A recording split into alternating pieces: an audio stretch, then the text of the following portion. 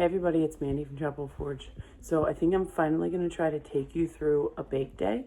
It's Monday, so Monday and Thursdays are generally my big bake days unless there's like a holiday or a special bake or something like that. So I am going to take you through what I have to do to get the kitchen and the dining room kind of transformed into the bakery. And that's the first thing I always do when I come down besides preheating my ovens. So I'll walk you through that first. Alexa, turn on prep table light. So the first thing I have to do is turn the dining room into the bakery. So the table gets moved back, the chairs get moved back, the proofing cabinets get moved over, the sheeter gets its sheet taken off of it. I usually wipe down the prep table, move these cooling racks. The first thing I have to do today is I have some dough to split off. It's super cold, so I had some dough that I just had to let it run overnight.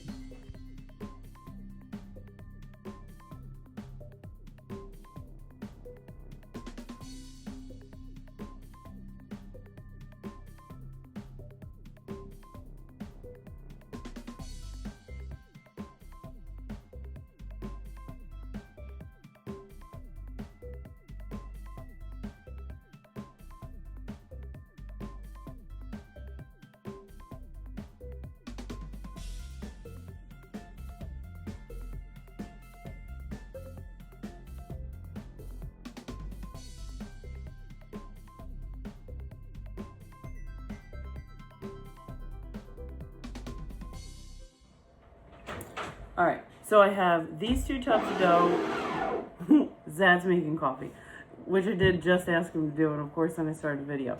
I sat these in a really cold spot in the house for the night because they were just not going to be ready until like 2 a.m. and I was not staying up until 2 a.m. to make sure that they were done. So they're currently at 50, oh my coldness, 56 degrees, which is like 20 hours. I'm at like the 24-hour mark, which is probably right on point, and they look pretty good. This one is about the same, and then I have these 12, which Bud and I mixed up right before bed. They should be a little bit warmer. All right, so they're at 65 degrees, which would be 16 hours. And we mixed these up at 10 p.m. So that would take us until like 2. So probably what I'm going to do is split off the chocolate and what is this one? Plain. Split these 2 off. We're going to do that here on the prep table. I'm going to sit these aside and I'll split these off later.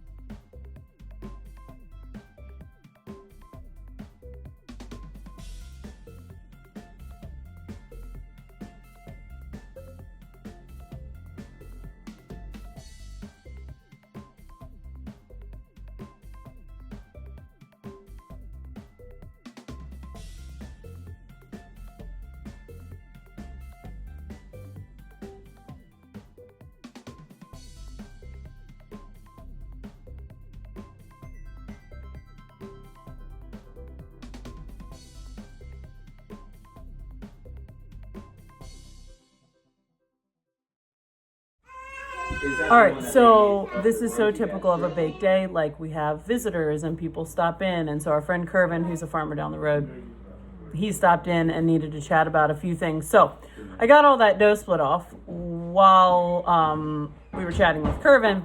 I do still have that 1 tub. I'm going to wait until probably 2 and temp it again. But so the plan is generally on a bake day, we try to make sure that like we don't have anything else going on, at least to the best of our ability. Today, the boys are going to run out to Lowe's. They need to get some wood because we need to split some more firewood. We do not have enough to get through winter. So they're going to run out to Lowe's, make some sides for Bud's truck. My ovens are preheating, so let me show you that really quick. So I've mentioned in a couple videos, I have these 2 Simply Bread ovens. They are preheating. To get to 450, they probably take 2 hours. To get to 350, maybe like an hour and a half or so. I am taking both of these to 450 today because I have a good bit of sourdough that I want to bake off. So I have that already in motion. I'll probably, if the girls let me, try to get the dishes, there's not that many, but try to get the dishes caught up so that I'm already like all cleaned up and ready when Bud gets home. So normally what happens is I make however many Hobart bowls I'm gonna make, yeasted doughs I'm gonna make. So I have a 20-quart Hobart. We got it out of a school. It needed pretty minimal rehab. It probably needs a re-greasing, which Zad will probably do at some point. All right, so Lemon's fairly content for a minute. So I'm gonna see if I can't get the caps off of these, get them scored, and get them in the oven. So I have like 4 fancy lamb holders, and I seriously don't use any of them.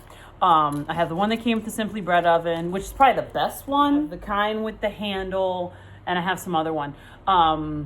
They're okay. Honestly, I just use the blade by itself. I get a new blade out every day that I bake sourdough. All right, so I don't do like super fancy scoring generally. Bud and Zad love doing fancy scoring. I normally just make sure I have a really, really good deep score, the expansion score, and then that's kind of it.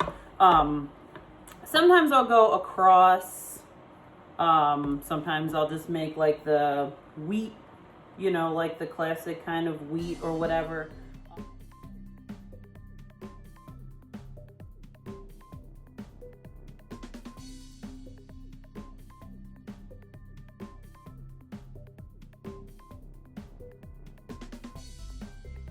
All right, so and I can do a full video on how this works, but here's a quick rundown. Basically, instead of doing like 2 lids or doing a lid with a bottom to create its own steam, these ovens steam themselves.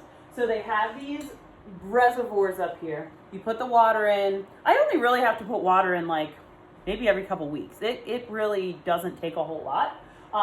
So what I'll do is I steam for 2 seconds, and when I open the door, you'll hear it. So you can hear the water, and then I load. They bake up just beautifully, evenly, no burning, none of that. So like I said, this holds 18 loaves, which is just beautiful. We're gonna get the door closed. I still, as thousands of sourdough loaves that I've baked, I still get nervous, like when I set them in here, like what if they don't rise? They almost always do, and it's always fine. I do have a biscotti prepped that I did over the weekend. So I need to get that in the oven so I can put that in a while. Just trying to get as much done as I can while the baby is content. And this is usually the game that I play, especially if Zad has some other things that he needs to do. But generally, I would say he's pretty much on baby duty while I'm baking, which is so nice. So I'm gonna take the biscotti that I prepped the other day. I'm gonna put it in this oven. I did drop it to 350. It's obviously, like I said, gonna retain all that heat. So when I do biscotti, I'm gonna bake this for a little while, pull it out, let it cool, cut it, bake it again. All right, so I've talked about this in other non-bakery videos and bakery videos, that our house is spring-fed off the mountain. So our water is tested as it has to be, as required by the state. Our water takes like 5 minutes to get hot. So the hot water heater is all the way over in the utility room, in the laundry room, and so it takes a minute for it to get hot. So while it's getting hot, I thought I would mention that if you're looking to start a microbakery and you're in Pennsylvania, even if you're not, there's probably still, there'd be relevance in my video about how to start a limited food establishment in Pennsylvania. Obviously, across states, everything varies, but there's still just like good tips and stuff in there. And then I do have a microbakery playlist. So if you are just kind of looking to see what a typical day looks like, what do we do on non-baked days that's kind of bakery related, but we're not like necessarily baking, and just kind of tips and tricks for things that we've learned over the years. I also get a lot of questions about like dishes, which seems a little silly, but I get a lot of questions about like, what soap do you use and what disinfectant do you use and do you have to have a separate sink and all that. And I do talk about that stuff a little bit in the limited food establishment video, but in Pennsylvania, as a limited food establishment, we are not a food establishment. So like everything I sell has to be shelf stable.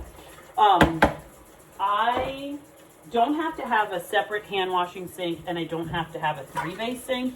Now, we do have to have good washing practices and, you know, all those like normal sanitary things.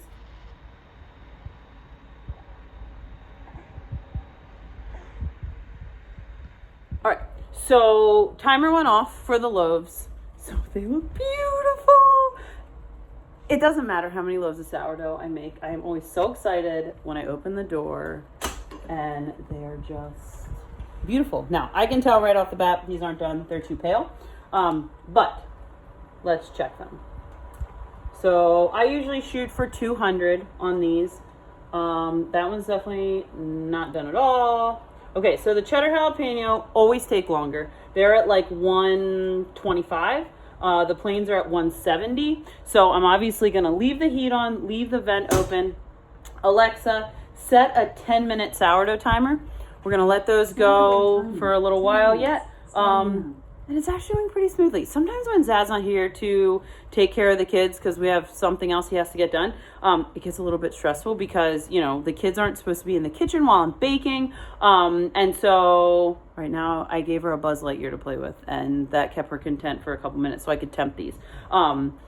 It is definitely challenging. So we started, just as a little sidebar, we started the bakery when I was like 6 months pregnant with Lemon. So at that point I would have had a 3-year-old, a 5-year-old, and a 14-year-old.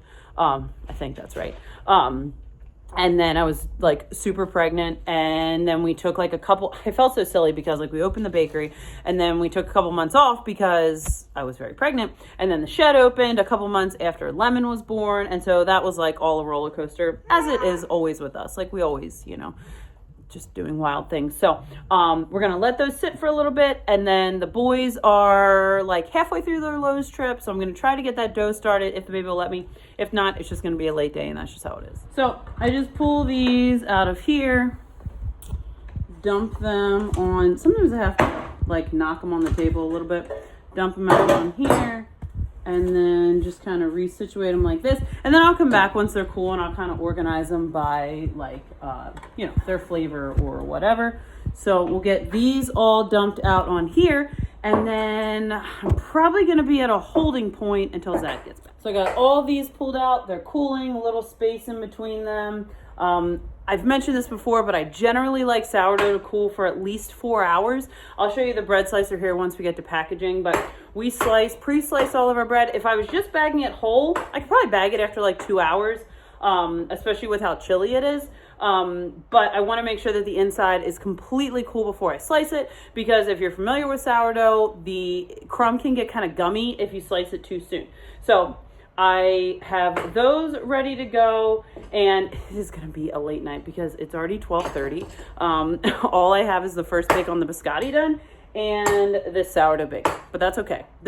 We have to be flexible when we're running a microbakery and a farm and the other parts of our business, KitchenAids and fire pokers and all of that, and 4 kids and on and on and on. We have to be flexible. So I'm working on slicing up my biscotti. So what I do is I do the first bake, I slice them long ways, and then I'll slice them in half. I turn them on one end, bake them for like 10 or 15 minutes, turn them on the other end, bake them for like 10 or 15 minutes, and then generally they're done.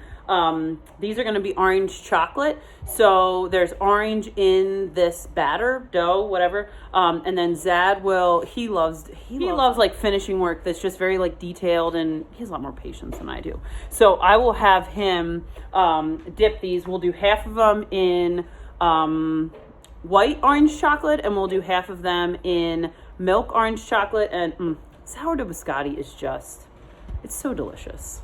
And it's a nice, very shelf-stable thing, that it's not something you have to make like every single bake day. It doesn't have to be made like the day before because they're dry. Like, what's going to happen to them?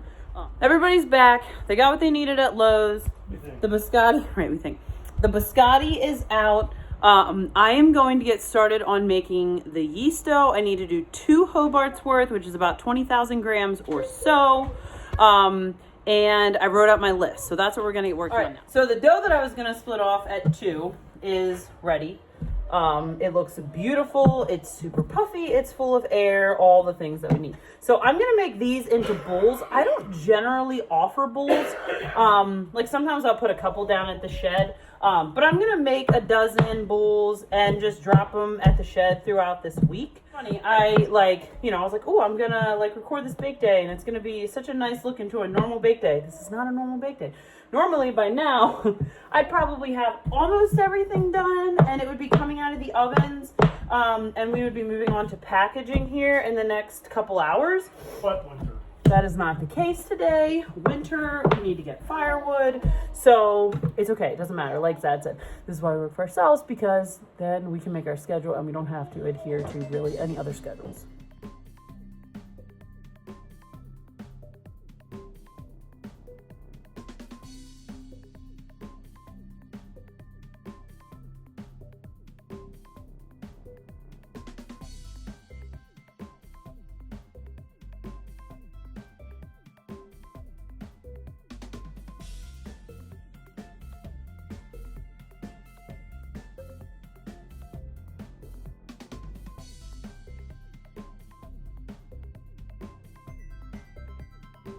All right, so I got all of these ready to go. They're gonna head out to the fridge. Bud's gonna take those out for me, and I'm finally gonna get to yeast dough, finally. So I tested a loaf of the chocolate sourdough, and it actually looks pretty good. I'm pretty excited. So I might do a few of those to send today, and then do a few maybe like later in the week.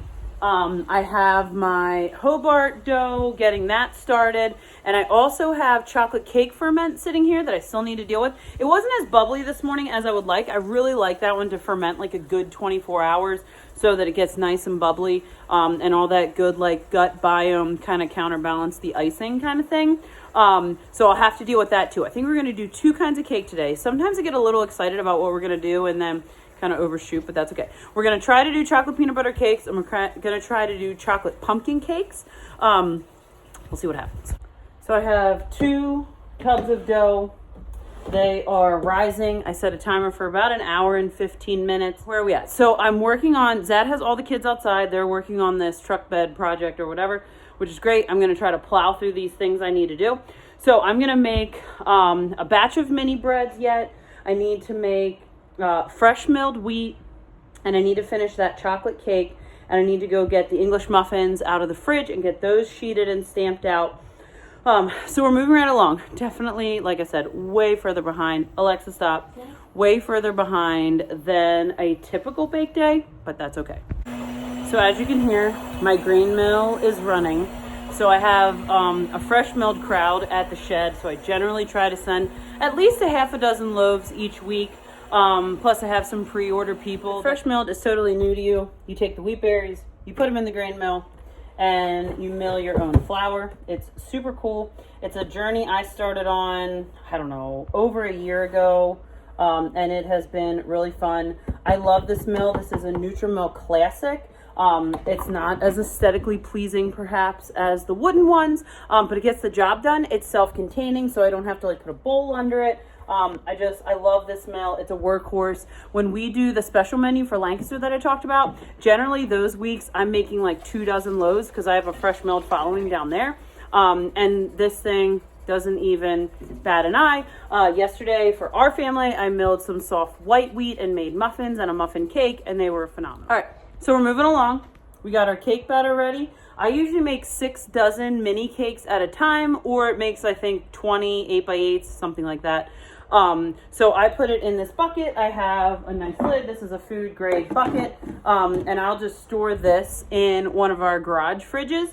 I am going to bake off, I think, 24 of these.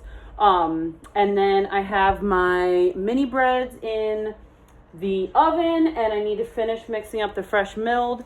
And then I think all I have to do is go get the English muffins and get those sheeted, which is good because as you can see over here, this dough is almost ready to go, and the second tub's not going to be far behind. So my fresh milled is going. I'm waiting for it to pull. Whoop, there it is.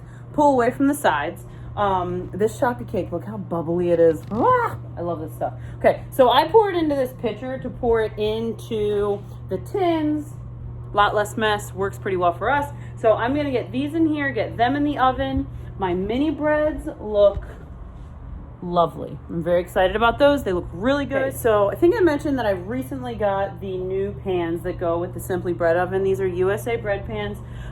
They're ridged. So I wasn't sure about this, and I thought I was gonna hate it. It does leave a little bit of like a wrinkle or whatever, ridges on the bottom of my cookies, but frankly, I don't think anybody cares. For something like this, oh my gosh, to be able to load these on one pan and have everything that I need and just shove it in the oven is so beautiful. Okay. So everyone loves a good crumb shot if you're a sourdough baker. This is so beautiful. These are the ones I shaped this morning, and I only let them cold retard for like maybe half the day. And they look so good. I'm so excited. They're crunchy, listen, if you can hear it over the mixer. So that is so exciting. I'm like stoked for this. So I'm gonna go grab a few of those and probably throw in maybe 3. I try not to usually put too much sweet sourdough down there. Savory sourdough / plain is always the most popular. So we'll get that down, or get those in the oven. So I have my fresh milled split off. I don't generally use flour. Like when I shape the white dough, I don't normally put down any extra flour. Usually I need to put a little bit down for this because it's a little bit sticky. I normally wind up having a little bit left at the end. So kind of like this. So I love this avocado spray from Sam's Club. It's affordable. You get a lot of, I love this. Hold on. 908 servings per container, a 1/4 second spray. Anyway, it's a good price. It allows us to not have to use any seed oils or yuckiness. We do use coconut oil, which I'll show you that later, for some of our other things, but for things that I can just spray, it definitely saves time. So someone can get this cute little loaf of fresh milled.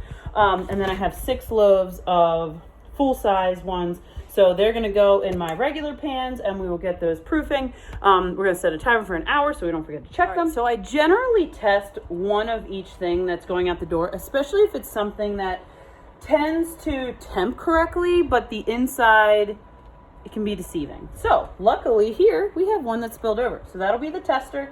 We'll send the other 7 to the shed. These are temping at 200 and coming out clean, which is beautiful. Our cakes are doming nicely, so that's very exciting. All right, so here is our English muffin dough. I made this yesterday. It's been in the fridge, just kind of cold retarding, cold fermenting. So I'm gonna probably split this in half. This is a batch of 40. I think I did I don't remember if I did a single batch or a double batch. Whatever. I'm going to split it in half, and I'm going to show you how we sheet it. So this is our Acme sheeter. Alexa, turn on sheeter.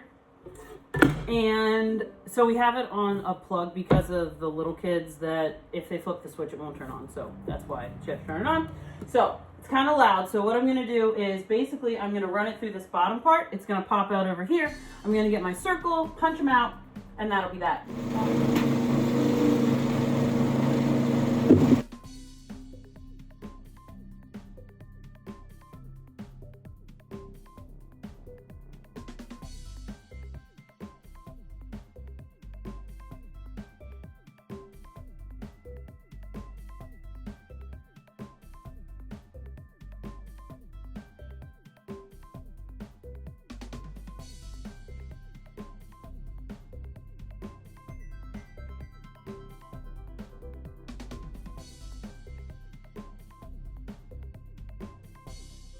All right, so here's where we are. The English muffins are proofing, the fresh milled is proofing, the cake is done, the mini breads are done. I already have a bunch of cookies down there that I sent over the weekend, so I'm not gonna do any cookies today. We need to deal with these bins. So what's gonna happen with these is we're gonna make sandwich bread, we're gonna make some flavored breads, some cinnamon rolls. I have some dinner rolls on order, and a couple other things. So that's what the plan is with this.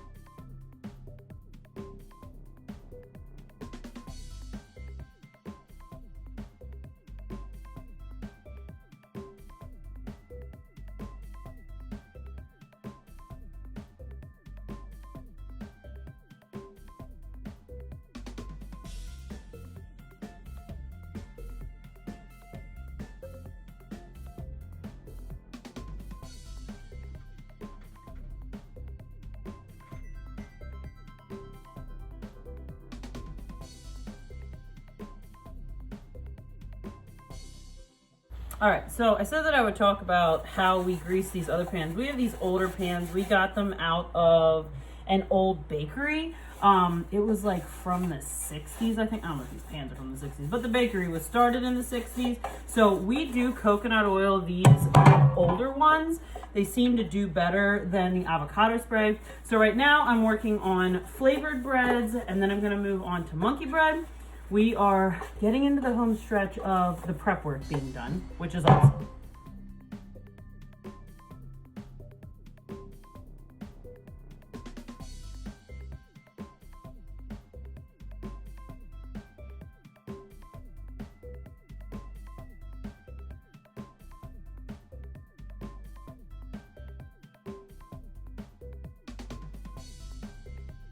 All right, so pretty stoked with how these chocolates went.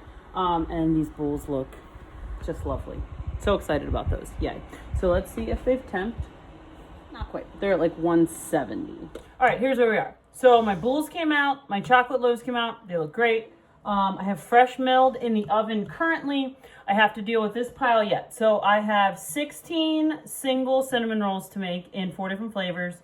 And I need to do my flavored rolls and the pan and dinner rolls. So I'm going to do the pan and dinner rolls first, and then I'm going to show you how I sheet the cinnamon rolls. All right, so my dinner rolls are in the proofing cabinet. They're proofing. I'm going to show you how I sheet the cinnamon rolls, and we're going to turn the sheeter on.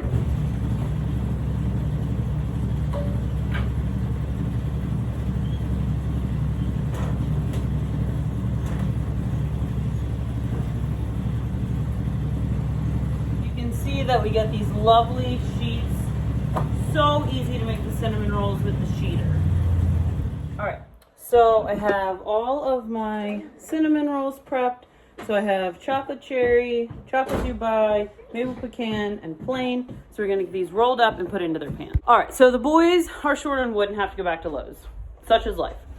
These cinnamon rolls look so wonderful. Chocolate cherry, Dubai chocolate, maple pecan, plain, and the ends pan. All right, so I'm working on a maple bacon roll. Zad said, he called me, what'd you call me? Elf. Buddy the Elf, because there's maple extract, maple sugar, and bacon, and it's gonna be so good. Okay, so I have that. Bud is helping me get things sheeted so we can get pepperoni rolls finished up and get the cheesy bacon rolls finished up, and we're gonna do a chili cheese roll, which is gonna be like some chili powder or taco seasoning. I haven't figured that out yet. And cheese. And yeah, we are moving right along. This fresh milled looks just beautiful. And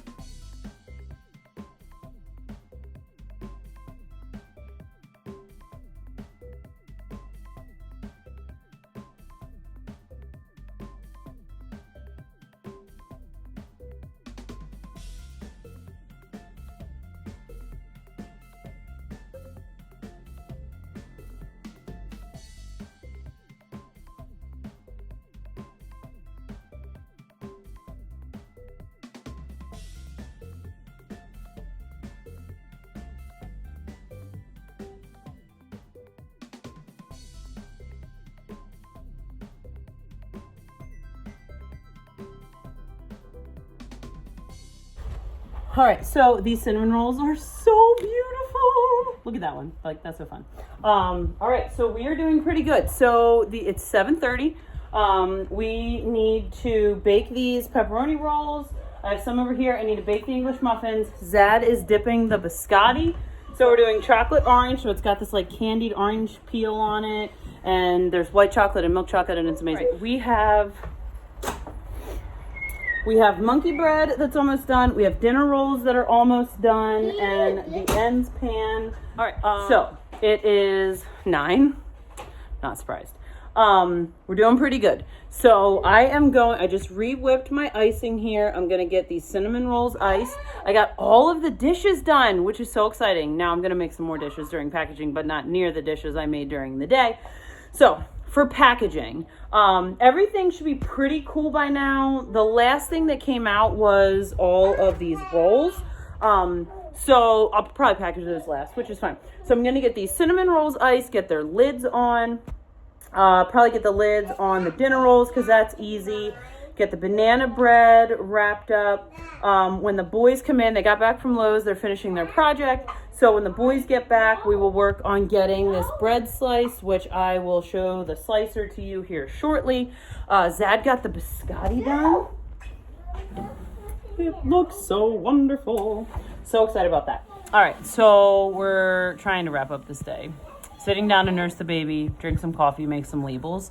It never fails generally at the end of a day that I came up with some new like flavor, and so I have to make a label for it. And Bud iced the cakes while I was gone, so that is done. We need to ice the pumpkin espresso, and Bud did start slicing. So here's our slicer. I'll show it in action here shortly. But Zad rigged it up to a foot pedal, and it is the coolest.